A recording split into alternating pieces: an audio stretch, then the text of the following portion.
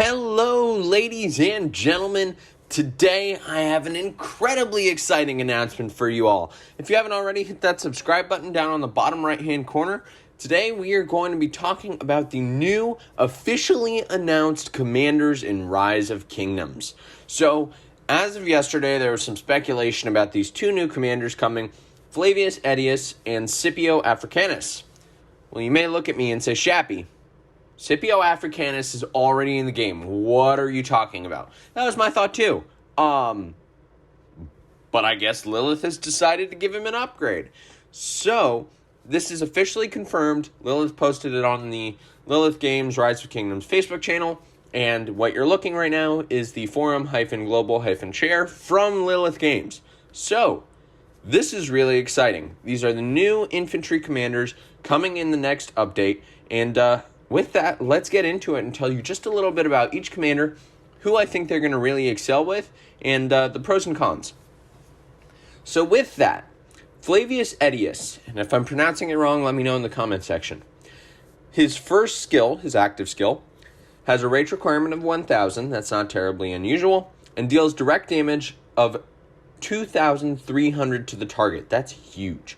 If the target has been reduced to 50% or fewer units remaining, deals continuous additional damage for 3 seconds of damage factor 150. So collectively, that's 750. That is a lot of damage. This guy is a major nuke. And that 50% is kind of like the Belisarius skills. So I'm wondering if you can pair him with Belisarius and the Bastion, that'll be a big deal.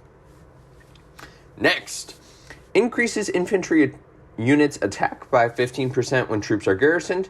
Infantry units' defense is increased by 15%, and health is increased by 15%. This is a big deal. So what this tells me is Flavius is not going to be used in the field. He deals a ton of damage, but he's not really getting any infantry troop type buff when he's in the field. However, when he's garrisoned, he does. So what does this mean for the normal players? Flavius is going to be the pair that we've all been waiting for Zeno.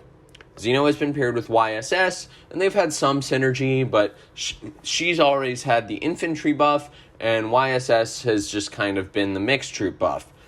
Flavius may make Zeno the meta again. I hope that is the case, because we're getting some pretty ridiculous commanders coming out here, but that's what that skill is telling me. Those are major, major boosts.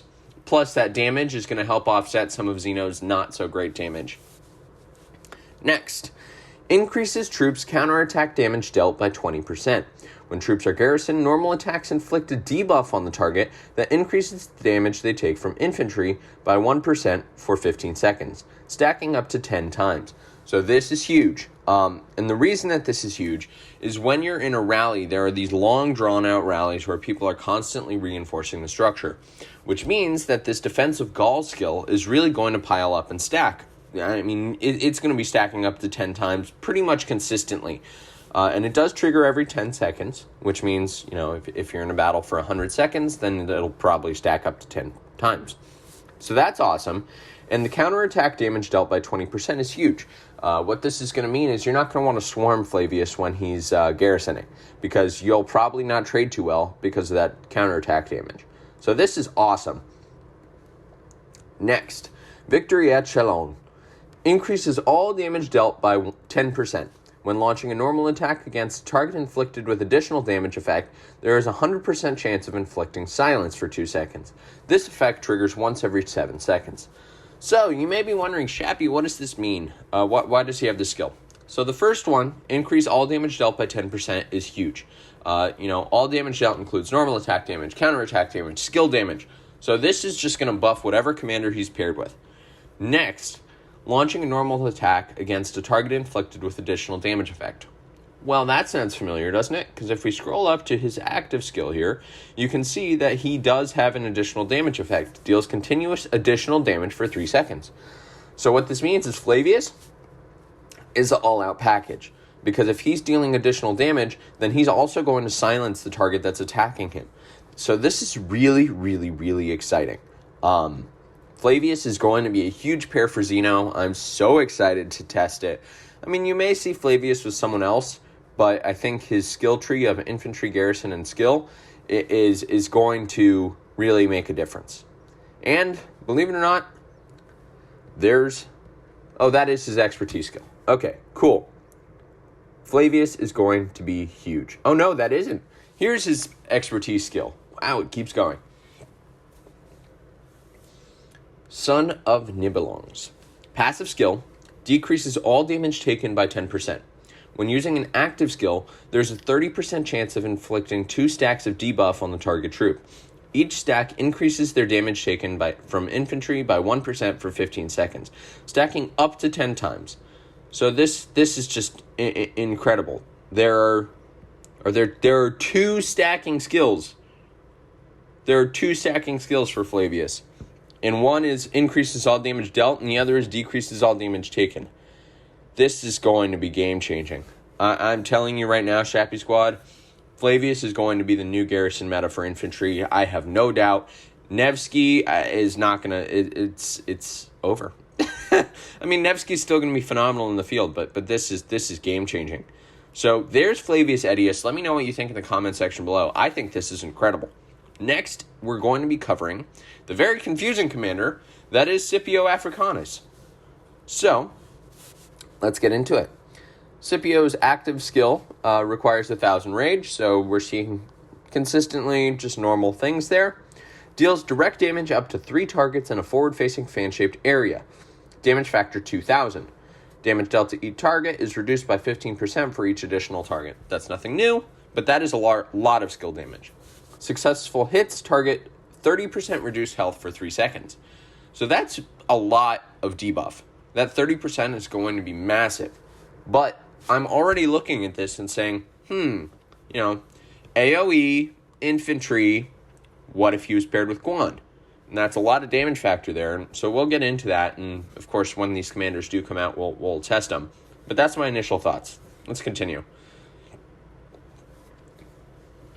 All-conquering.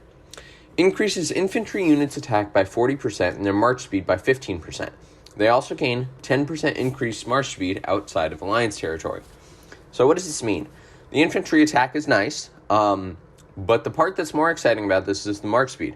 Because infantry has historically had this issue where you can't hit and run. You just can't. They're slow troops. Scipio is going to change that, because you're now getting a 25% march speed buff, which, if you're also running Guan, is really going to make you run away very, very quickly. So that's cool. What's next? Increases infantry units' health by 20% when attacking troops, and grants each attack a 10% chance of dealing continuous damage for 3 seconds, damage factor 500. This effect triggers once every 8 seconds. So, the damage factor is kind of meh, but it is 500 times 3, so you're getting 1500 damage factor there. But the infantry unit health by 20% is a big deal. Health, as you all probably know, is the best of attack, defense, and health. So this is a really nice buff. I mean, the only thing that this march is going to be missing is defense, which, again, you do get coverage using equipment. So, moving on. When troops on the map take skill damage, there's a 50% chance of reducing that damage by 30% and forming a shield that covers up to 3 allied troops for 3 seconds. Damage factor 500. This effect triggers up to every 8 seconds. Okay, so remember how I said I was getting some Guan vibes here? Now there's a shield. As you all know from Guan's skills, if he gets a shield, he's buffed. So there is synergy here between Guan and Scipio Africanus. I thought that Guan was done, that he was no longer going to be relevant. But here we are, and this is pretty huge. And there's the skill damage, so 50% chance of reducing that damage by 30%. So he's going to be tanky. You can make up that defense issue with your equipment, and you can defend yourself. So this is awesome. What this also is making me wonder is if Scipio is going to be a pair for the new Martel. Martel has been around for a long time. He's really tanky. He's also very fast, and he has a health buff. I would be interested in seeing if Scipio Martel can be a tanky anti-swarm, because you have the counterattack damage, and you could deal a ton of damage and run away. So there are definitely pairs out there for Scipio Africanus. Okay, swiftly moving to his expertise skill. It just keeps getting better. Fiery Rage. Passive skill increases skill damage dealt by 10%. When the target is silenced, Rage grows 30% faster. This is incredible.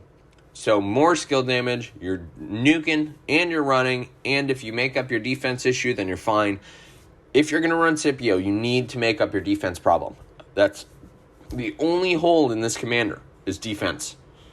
And the skill damage is nice if you're running another nuker. If you're running Martel, that's going to matter a little bit less, but that's okay.